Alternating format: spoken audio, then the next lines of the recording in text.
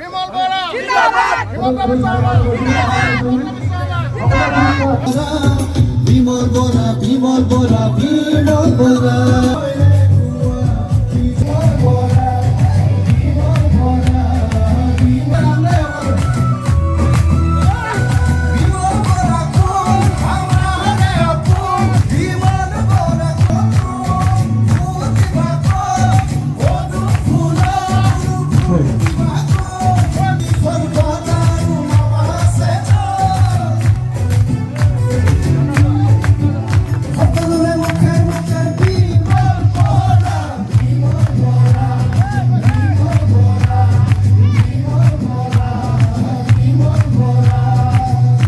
খুব ধুনীয়া ৰাইজৰ মাজত খুব উৎসাহ উদ্দীপনাৰে আমি এই নিৰ্বাচনত অংশগ্ৰহণ কৰিছোঁ।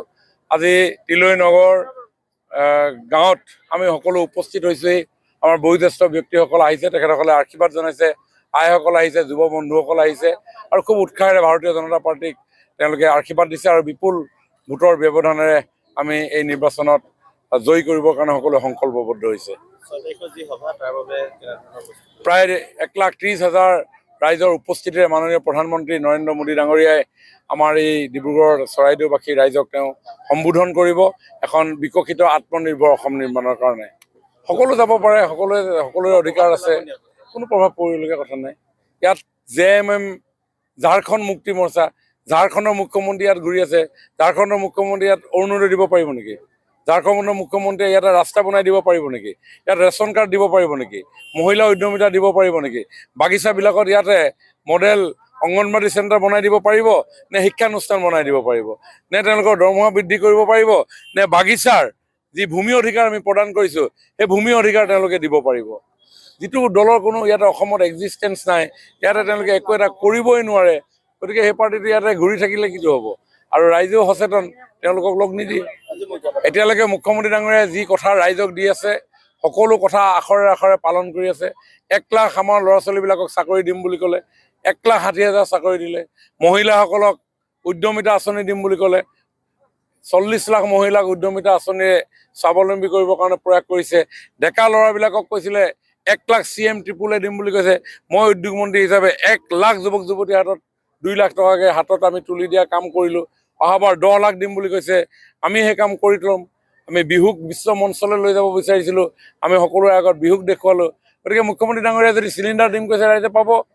যদি মুখ্যমন্ত্ৰী ডাঙৰীয়াই চাহ বাগিচাৰ মজুৰি বৃদ্ধি কৰাৰ কথা কৈছে, ডেফিনেটলি বৃদ্ধি হ'ব, কাৰণ যোৱা দিনবিলাকত মোৰো বৃদ্ধি হৈছিলে।